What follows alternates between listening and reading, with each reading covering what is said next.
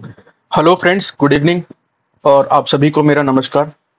आशा करता हूँ आप सभी बहुत अच्छे होंगे और आप सभी की प्रिपरेशन भी बहुत अच्छी चल रही होगी। जैसा कि आपको पता होगा कि अभी यूपीपीसीएल में अभी एक एग्जीक्यूटिव असिस्टेंट की वैकेंसी फिर से इन्होंने दे दी है। मतलब कि अभी ये कंटिन्यूटी, मतलब एक साल से इनका देखें तो कंटिन्यू, कभी असिस्टेंट अकाउंटेंट, कभी लेखा लिपिक, कभी कंप्यूटर असिस्टेंट, कभी टेक्निकल फील्ड में जेई एई के रिक्रूटमेंट। यानी कि अभी अभी इनको मान के चलिए कि ये इन्होंने पूरा टारगेट लिया था कि 2021 से लेकर के 2023 तक अपने पूरे स्टाफ को अपडेट कर देना है और काम करने के तरीके को भी अपडेट कर देना है। तो इसीलिए इन्होंने ये पोस्ट फिर से निकाला है एग्जीक्यूटिव असिस्टेंट का, जिसको कि कार्यकारी सहायक के नाम से भी जाना जाता है। और खास करके अच्छी बात यह है कि यहाँ पे वैकेंसी जो है बहुत ज्यादा है, बहुत ज्यादा वैकेंसी है। नंबर ऑफ पोस्ट जो है बहुत ज्यादा दिया इन्होंने। तो चलिए थोड़ा सा इस पोस्ट के बारे में जान ले है क्या, फिर मैं आपको बताता हूँ कि बेसिकली इनका काम क्या होता है, रोल क्या है यूपीपीसीएल में, और इसका फॉर्म भरना चाहिए कि नहीं भरना चाहिए। तो मेरे बारे में आपको पता ही होगा, मेरा नाम अमित कुमार सिंह और मैं ऑलरेडी वर्किंग हूँ यूपीपीसीएल में एज एन असिस्टेंट अकाउंटेंट। तो इस वैकेंसी के बारे में बात करें तो ये बेसिकली ग्रुप सी की वैकेंसी है। ये ग्रुप सी की वैकेंसी है यूपीपीसीएल में। और यूपीपीसीएल भी बेसिकली उत्तर प्रदेश स्टेट का एक यूनिट है, ठीक है, अंडरटेकिंग है एक तरीके से। तो यहाँ पे अगर हम लोग बात करें तो यहाँ पे इन्होंने देखा है, यहाँ पे मेंशन किया है कार्यकारी सहायक, यानी कि एग्जीक्यूटिव असिस्टेंट जो वैकेंसी का नाम है। और यहाँ पे ऑनलाइन मोड से ये फॉर्म आपको भरना है, ये मेंशन कर रखा है। अगर हम नंबर ऑफ पोस्ट की बात करें तो यहाँ पे कार्यकारी सहायक एग्जीक्यूटिव असिस्टेंट, अगर यूआर में अनरिजर्व कैटेगरी में अकेले 416 पोस्ट है, 416, ईडब्ल्यूएस में 103, ओबीसी नॉन क्रीमी लेयर में 278, 278, अनुसूचित जाति यानी कि शेड्यूल कास्ट में 216 पोस्ट है, अनुसूचित जनजाति यानी कि शेड्यूल ट्राइब में आपकी टोटल 20 वैकेंसी है। अगर हम लोग यहाँ पे टोटल सारी वैकेंसी को मिला लेते हैं तो यहाँ पे करीब करीब 1033 वैकेंसी आपको देखने को मिलेगा। और इतनी बड़ी वैकेंसी बेसिकली बहुत टाइम बाद ये यूपीपीसीएल में देखने को मिली है, बहुत टाइम बाद मैं बोलूँ तो यहाँ पे सोचने की जरूरत ही नहीं कि फॉर्म भरना चाहिए नहीं भरना चाहिए, चाहे जो भी सिलेबस हो आपको एक बार फॉर्म इसका जरूर भरना चाहिए। बाकी मैं आपको और बताता हूँ इसके बारे में डिटेल। तो यहाँ पे देखिए इन्होंने बेसिक बेसिक कुछ कुछ इंफॉर्मेशन मेंशन कर रखा है कि आपका नेशनैलिटी यानी कि राष्ट्रीयता आप क्या होनी चाहिए, इंडियन होनी चाहिए, और दूसरे कंट्री से भी हैं तो क्या क्या कंडीशन है। एज लिमिट याद रखिएगा 1 जनवरी 2022, यानी कि तो बीत गया है डेट, 1 जनवरी का डेट इन्होंने एज डिसाइड करने के लिए रखा हुआ है कि 21 साल से 40 साल के बीच में अगर आपकी डेट एज आती है यानी कि अनरिजर्व कैटेगरी में, तो आप ये फॉर्म भर सकते हैं। और इससे ज्यादा अगर किसी का एज है अबव 40 हो गया है और किसी रिजर्वेशन से बिलोंग करते हैं तो रिजर्वेशन का जो क्राइटेरिया है एससी एसटी ओबीसी वो अलग से है, वो इसके ऊपर अप्लाई कर लीजिएगा, ठीक है। यहाँ पे फिर उन्होंने कुछ निवास प्रमाण पत्र और चरित्र प्रमाण पत्र, स्वास्थ्य प्रमाण पत्र, वैवाहिक स्थिति के बारे में जानकारी दे रखा है, लेकिन ये सब चीजें आपको सिलेक्शन के बाद जरूरत पड़ेगी। उसके बाद यहाँ पे देखिए इन्होंने जो है क्वालिफिकेशन अनिवार्य, जो मैंडेटरी क्वालिफिकेशन यहाँ पे बोला गया है, मतलब आपके पास मिनिमम क्वालिफिकेशन ये तो होनी चाहिए, भारत में विधि द्वारा स्थापित किसी मान्यता प्राप्त विश्वविद्यालय से स्नातक की उपाधि अथवा किसी राज्य सरकार द्वारा मान्यता प्राप्त समकक्ष उपाधि। मतलब आप एक ग्रेजुएट होने चाहिए, आइदर कहीं से भी कंप्लीट किया हो आपने graduation, either central government, either state government, either distance education से, आइदर कैसे भी आपने किया हुआ, रेगुलर किया हुआ है, प्राइवेट किया हुआ है, आप इस फॉर्म को भर सकते हैं।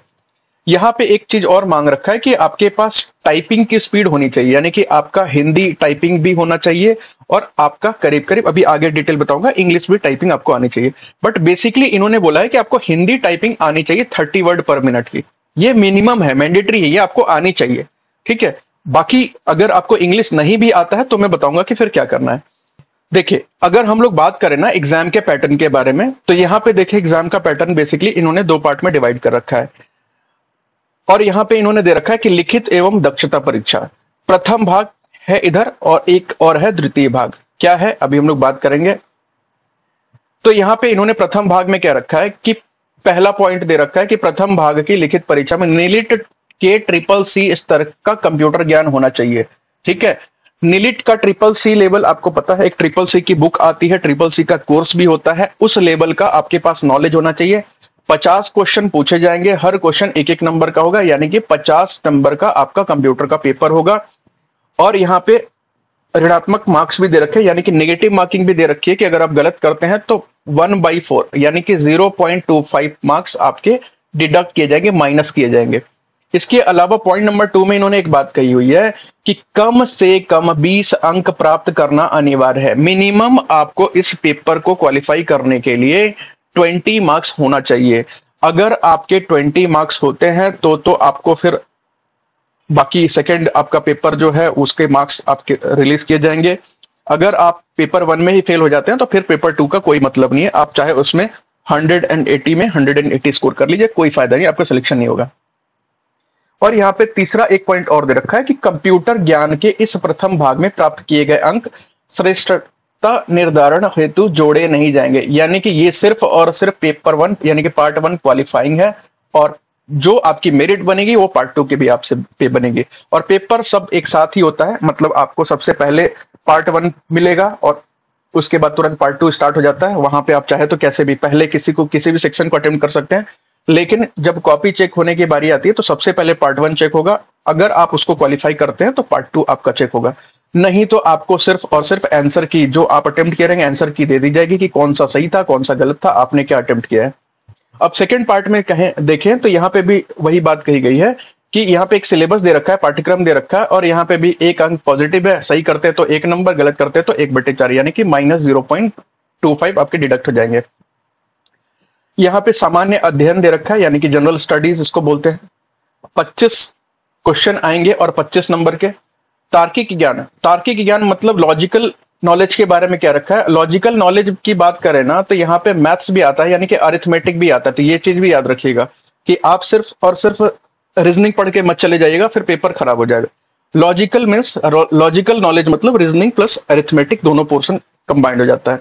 45 मार्क्स का यानी कि 45 क्वेश्चन आएंगे।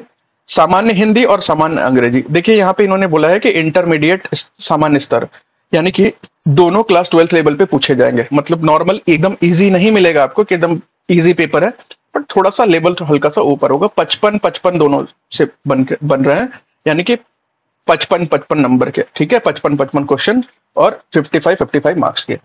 अब यहाँ पे टोटल जो है आपका 180 मार्क्स का पेपर बनेगा। इसी पे आपका मेरिट डिसाइड होगा और इसी में आपका सिलेक्शन होगा। मैं आपको भी मेरिट के बारे में भी बताऊंगा। और तृतीय भाग में यहाँ पे दे रखा है कि आपका जो पेपर 2 में जो आप नंबर स्कोर किए रहेंगे, ठीक है, पेपर 2 में जो आप मार्क्स स्कोर किए रहेंगे सेकेंड पेपर में, उसके बिहार पे आपका एक मेरिट डिसाइड होगा। और मेरिट डिसाइड होने के बाद यहाँ पे आपको हिंदी एवं अंग्रेजी, ठीक है, टंकण हेतु यानी कि टाइपिंग के लिए आपको 5-5 मिनट का या 5 मिनट का, या हिंदी में या इंग्लिश में आपको 5 मिनट का टाइम दिया जाएगा। लेकिन आपको दोनों लैंग्वेज प्रिपेयर करके जानी है, हिंदी और इंग्लिश। हिंदी मैंडेटरी है, ठीक है, हिंदी आपको जैसा कि अनिवार्य बता रखा है, तो हिंदी आपको आनी भी चाहिए। आप चाहे तो हिंदी नहीं भी करके जाए, सॉरी इंग्लिश नहीं भी करके जाएंगे तो भी यहाँ पे कोई प्रॉब्लम नहीं है, बट हिंदी एटलीस्ट हिंदी को आपको क्वालिफाई करना है। अगर आप इंग्लिश भी क्वालिफाई कर जाते हैं तो बहुत बढ़िया है, आपको अच्छी जगह पोस्टिंग मिल जाएगी, खास करके यूपीपीसीएल के जो अपने ऑफिस है वहां मिल जाएगा। लेकिन अगर आप हिंदी क्वालिफाई करते हैं तो फिर और भी इनके ऑफिस हैं वहां पे आपको भेज दिया जाएगा। उसके बाद यहाँ पे कृति देव का फॉन्ट बता रखा है, 010 या 016 फॉन्ट में करना है। MS वर्ड में आप ये दोनों यूज कर सकते हैं। अगर आपको ये दोनों फॉन्ट चाहिए तो आप मेरे से व्हाट्सअप करके भी ले सकते हैं, ठीक है, और मैं अपने ऐप पे भी डलवा दूंगा, वहां से भी डाउनलोड कर सकते हैं। कैसे इंस्टॉल किया जाता है वो भी बता दूंगा। देखिए आगे इन्होंने क्या रखा है, चयन हेतु हिंदी टंकण में न्यूनतम 30 शब्द प्रति मिनट की गति प्राप्त करना अनिवार्य होगा, ठीक है। मतलब आपको हिंदी टाइपिंग तो मैंडेटरी है, हिंदी टाइपिंग जो है वो मैंडेटरी इन्होंने बता रखा है। अब यहाँ पे आगे इन्होंने एक पॉइंट में ये दे रखा है कि टंकण हेतु 20 अंक निर्धारित होंगे। 20 मार्क्स यहाँ पे जो है डिसाइड किया गया है। 20 अंक मात्र ऐसे अभ्यर्थियों को ही प्रदान किए जाएंगे जो हिंदी टंकण में निर्धारित न्यूनतम 30 शब्द प्रति मिनट की गति के साथ अंग्रेजी टंकण में न्यूनतम 35 शब्द प्रति मिनट की गति प्राप्त किए हो, अन्यथा की स्थिति में कोई अंक प्रदान नहीं किया जाएगा, ठीक है। यहां पे इन्होंने बोला है कि भैया हम चलो 20 नंबर जो है हम डिसाइड करेंगे, 20 मार्क्स, ठीक है। और 20 मार्क्स में अगर आप हिंदी तो देखिए क्वालिफाई करना ही करना है, हिंदी का कोई वो नहीं है कि आपको नहीं क्वालिफाई करना है। मैं आपको पूरा सिस्टम बताता हूं, हिंदी तो आपको करना ही करना है। लेकिन अगर आप हिंदी के साथ साथ इंग्लिश भी कर लेते हैं ना तो आपको नंबर मिल जाएंगे कितने, टोटल आपको नंबर मिल जाएंगे 20। और मान लीजिए कि आप हिंदी करते हैं इंग्लिश नहीं कर पाते हैं, यानी कि हिंदी आप क्वालिफाई करते हैं लेकिन इंग्लिश नहीं कर पाते हैं, तो आपको नंबर कितने मिलेंगे, ये नहीं कर पाते, नंबर मिलेंगे आपको टोटल 0। तो जब कट ऑफ बनेगा ना, फाइनल कट ऑफ जब बनेगा, तो बेसिकली अगर आप 180 मार्क्स का पेपर हो गया प्लस ये 20 मार्क्स उसमें जुड़ जाएंगे, ठीक है, 20 नंबर, यानी कि टोटल पेपर आपका मेरिट जो फाइनल मेरिट बनेगी वो कितने की बनेगी, 200 में बनेगी, सॉरी 200 में बनेगी। और 200 में अगर आपको यहाँ पे 20 नंबर स्कोर हो गया तो आपको खुद ही पता है कि आपका मेरिट जो है, आप मेरिट में मतलब रैंक में कितना आगे चले जाएंगे। और अगर आप हिंदी क्वालिफाई करते हैं, इंग्लिश क्वालिफाई नहीं करते हैं, तो ऑब्वियस ये बात है, तब भी आप उस 200 में ही काउंट करेंगे, लेकिन आपको जो नंबर वहां पे इसके लिए टाइपिंग के लिए मिलेगा वो 0 मिलेगा। यानी कि आपको 180 में ही जो नंबर आप लेके आए हैं उसी के बिहाफ पे आपकी मेरिट बनेगी। अगर आप फिर भी लास्ट फाइनल 200 में मेरिट में आ जाते हैं तो सिलेक्शन हो जाएगा, नहीं आते तो सिलेक्शन नहीं होगा, ठीक है। तो यहाँ पे इंग्लिश एकदम मैंडेटरी नहीं है कि आपको क्वालिफाई करना है, लेकिन इंग्लिश भी कर लेते हैं तो भैया नंबर आपको ज्यादा मिलेंगे, 20 नंबर अचानक से आपके बढ़ जाएंगे। तो यहाँ पे देखिए इन्होंने क्या रखा है कि जो यहाँ पे इंफॉर्मेशन दे रखा है कि अगर आप कर लेते हैं ऐसा तो 180 अंक के तृतीय भाग टंकण परीक्षा हेतु निर्धारित 20 अंकों के अर्थात कुल 200 अंकों में प्राप्त किए हुए उसके हिसाब से आपकी मेरिट बनेगी। 200 में जितना पाए रहेंगे उस पर आपकी मेरिट बन जाएगी, ठीक है। यानी कि आप ऐसा समझिए, मैं आपको थोड़ा सा हल्का सा कट ऑफ के बारे में भी आइडिया दे देता हूं। देखिए कट ऑफ बेसिकली इस पेपर का ना 75% के आसपास जाता है इंक्लूडिंग टाइपिंग। अगर मान लीजिए आप 130 या 135 नंबर के बीच में अगर लेके आते हैं, ठीक है, आप इंग्लिश और हिंदी को दोनों को क्वालिफाई कर लेते हैं तो आपका सिलेक्शन 100% फिक्स है, 100%, ठीक है। ये पिछली वैकेंसी के अकॉर्डिंग बता रहा हूं कि 152 के आसपास जो है कट ऑफ गया था यूआर का, अनरिजर्व का, और 145 के आसपास गया था आपके ओबीसी का, और एससी का भी 102 के, सॉरी 105 था, और एसटी का तो 85 के आसपास गया था, दोनों 200 का, टोटल 200 में। तो यहां पे आप समझिए कि आप इस बार देखिए, पिछली बार वैकेंसी तो इतनी ज्यादा नहीं थी, लेकिन इस बार वैकेंसी जो आई है ना, तो मेरे हिसाब से जो कट ऑफ है वो 75% ना जा करके करीब करीब 65% के आसपास कहीं ना कहीं बन रहा होगा, 65% के आसपास। यानी कि अगर आप 120 नंबर से ऊपर लेके आते हैं 180 में, तो आप मेरे हिसाब से 100% आपका सिलेक्शन हो जाएगा, अगर आप टाइपिंग भी क्वालिफाई कर लेते हैं तो, ठीक है। उसके बाद इन्होंने देखिए कुछ डेट्स मेंशन कर रखे हैं कि भाई कोई भी अगर आपका प्रमाण पत्र है, ठीक है, खास करके अगर आपके पास ओबीसी है या ईडब्ल्यूएस है, ठीक है, ये दोनों आपके पास 31 मार्च 2022 के बाद का निर्गत होना चाहिए, यानी कि इसके बाद बना हुआ होना चाहिए। आप इसको बनवा लीजिएगा तभी, मतलब फॉर्म अप्लाई कर दीजिए, लेकिन फिर भी बनवा लीजिएगा, क्योंकि क्या होता है ना कि अगर आप सिलेक्शन ले लीजिए, डॉक्यूमेंट वेरिफिकेशन में जाते हैं, डेट उस डेट का नहीं होगा, तो फिर आपकी प्रॉब्लम वहां कुछ नहीं होगा, लेकिन आपकी ज्वाइनिंग फिर डिले हो जाएगी, बाद में होगी, बाकी के लोगों के मुकाबले बाद में होगी आपकी ज्वाइनिंग। यहाँ पे 5 वर्ष की सेवा के बारे में बता रखा है कि अगर आप ईएसएम में हैं, मिनिमम 5 ईयर का सर्विस करके रखे हैं, तो यहाँ पे ईएसएम में आप भी अप्लाई कर सकते हैं। उसके बाद यहाँ पे जो एज लिमिट में रिलैक्सेशन दे रखा है, आयु में छूट, वो दे रखा है क्या, ओबीसी नॉन क्रीमी लेयर एवं स्वतंत्रता सेनानी आश्रित श्रेणी अभ्यर्थियों को जो उत्तर प्रदेश के मूल निवासी हैं उनको 5 वर्ष की छूट। और ख में दे रखा है कि भूतपूर्व सैनिक, अगर कोई एक्स सर्विसमैन है और सेना में मान लीजिए कुछ वर्ष की नौकरी करके रखे हैं, मिनिमम इन्होंने 5 साल कम से कम माना है, और उसके अलावा मान लीजिए वो कितने भी साल तक उन्होंने सर्विस किया होगा, मान लीजिए किसी ने 10 साल सर्विस किया है, तो उसमें क्या होगा, जितने साल की सर्विस होगी प्लस उसमें 3 ईयर का एडिशनल जोड़कर जो भी होगा टोटल आपको रिलैक्सेशन मिल जाएगा। लेकिन भाई रिलैक्सेशन 15 वर्ष से ज्यादा का नहीं मिलेगा, ठीक है, यानी कि 40 से अगर हम 15 जोड़ें तो 55 ईयर्स से ऊपर आपकी एज नहीं होनी चाहिए, ठीक है। तो यहाँ पे रिलैक्सेशन में हमें क्या पता चला कि भाई एससी से बिलोंग करते हैं, एसटी से बिलोंग करते हैं, ओबीसी से बिलोंग करते हैं, ठीक है, खास करके नॉन क्रीमी लेयर से, तो आप 40 प्लस 5 साल का रिलैक्सेशन है यहाँ पे दे रखा है ना, अनुसूचित जाति, अनुसूचित जनजाति, अन्य पिछड़ा वर्ग एवं स्वतंत्रता सेनानी, ठीक है, कि कोई आश्रित है, डिपेंडेंट है, तो 45 ईयर तक मैक्सिमम एज मान के चलिए, ये भी बहुत है। उसके अलावा यहाँ पे इन्होंने कुछ और इंफॉर्मेशन दे रखा है कि वही 1180 रुपए का फॉर्म है, और अगर आप एससी एसटी कैटेगरी से बिलोंग करते हैं तो 826 रुपए, अगर आप कोई फिजिकली डिसेबल्ड है, ठीक है, पीएच कैटेगरी से या पीडी कैटेगरी से है तो 12 रुपए सिर्फ और सिर्फ एप्लीकेशन फीस। और यहाँ पे इसके अलावा इन्होंने जो दे रखा है, बाकी के इन्फॉर्मेशन तो आप डाउनलोड कर लीजिएगा, एडवर्टाइजमेंट एक बार पढ़ लीजिएगा। यहाँ पे सिर्फ अप्लाई करने का और कैसे अप्लाई करना है, क्या करना है, एडमिट कार्ड डाउनलोड करना है, वो सब इन्फॉर्मेशन यहाँ पे बाकी चीजें मेंशन कर रखी है, ठीक है। और यहाँ पे इन्होंने एक डेट भी मेंशन कर रखा है, अगर हम लोग यहाँ पे डेट देखेंगे तो 19 अगस्त से आपका फॉर्म स्टार्ट होगा और 12 सितंबर तक रहेगा, ठीक है, 19 अगस्त से फॉर्म स्टार्ट होगा और 12 सितंबर तक आपका फॉर्म एक्टिव रहेगा। 12 सितंबर से पहले कभी भी फॉर्म भर सकते हैं। फॉर्म भरने की डेट भी दे रखा है 12 तक, और फीस भी जमा करने की डेट भी 12 तक दे रखा है। ठीक है, फीस भी जमा करने का।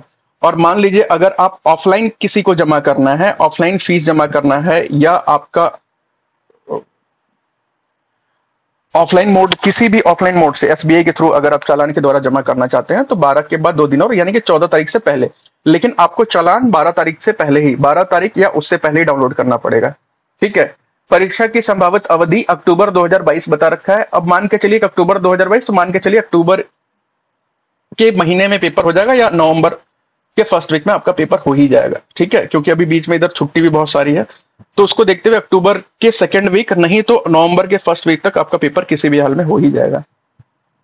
और इस फॉर्म को देखिए, मैं आपको नॉर्मलाइजेशन के बारे में ज्यादा इधर आगे डिटेल दे रखा है। नॉर्मलाइजेशन कैसे होगा, अगर देखिए ऑब्वियस सी बात है, यहाँ तो फॉर्म भरे जाएंगे, वो अच्छे खासे फॉर्म भरे जाएंगे, तो ऑब्वियस सी बात है पेपर जो है वो 2 शिफ्ट में होगा, या उससे ज्यादा शिफ्ट में होगा, या 3 शिफ्ट में भी हो सकता है। 3 शिफ्ट बोले तो 3 बार में पेपर, यानी कि 2 दिन हो अलग अलग शिफ्ट में, या ऐसा भी हो सकता है 3 दिन तक पेपर हो, मॉर्निंग इवनिंग ऐसे करके हो। तो जितने ज्यादा बनेंगे शिफ्ट, तो उतना ज्यादा नॉर्मलाइजेशन मैटर करेगा। यहाँ पे एक चीज और याद रखिएगा, जो एग्जीक्यूटिव असिस्टेंट बेसिकली होते हैं ना, उनका जॉब रोल क्या होता है, उनका जॉब रोल होता है जो कंपनी के बड़े बड़े सीनियर्स होते हैं। ठीक है, कंपनी के जो टॉप लेवल सीनियर्स होते हैं ना, उनके साथ उनको काम करना पड़ता है।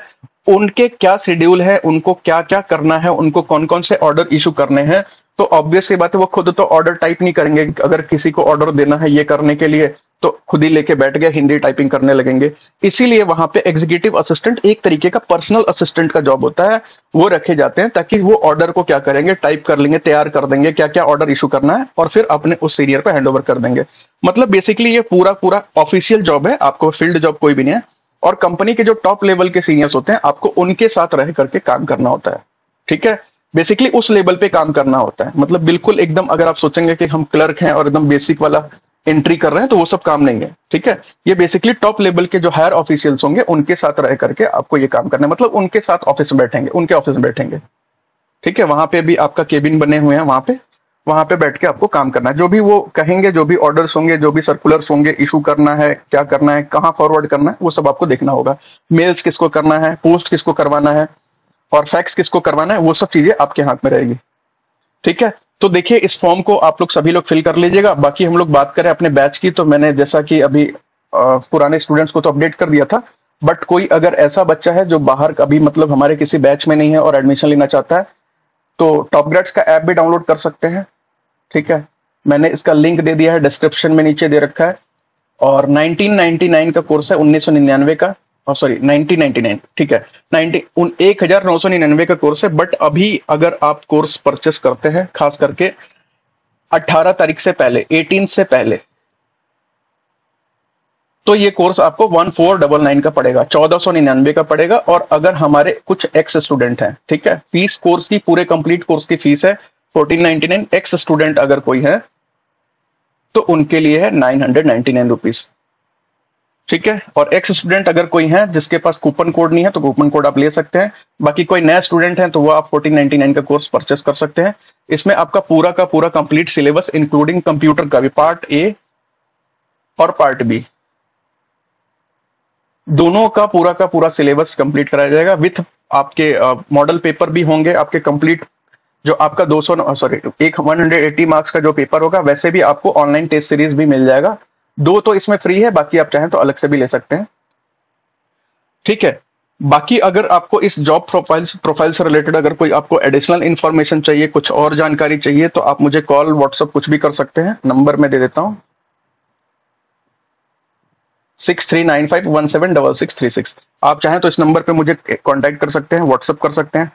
सिलेबस मैंने पूरा अपने इस कोर्स में डाल दिया है, कंप्लीट कोर्स में डाल दिया है। ये देखिए मैंने पूरा का डिटेल्ड सिलेबस की, मतलब आपको बेसिकली कौन कौन से टॉपिक्स जो है वो तैयार करके जाने हैं, मैंने यहाँ पे डाल दिया है कि भाई ये देखिए पार्ट ए हो गया आपका, और ये पार्ट बी हो गया। ये पूरा यहाँ पे शेड्यूल है, क्या क्या चीजें हैं, कैसे कैसे है, और यहाँ पे इसका डिटेल में सिलेबस भी है कि अगर ट्रिपल सी में करने जा रहे हैं, ट्रिपल सी का पेपर के लिए आप कौन कौन से टॉपिक आपको प्रिपेयर करके रखना है। तो देखिए यहाँ पे सारे वो टॉपिक्स मेंशन है।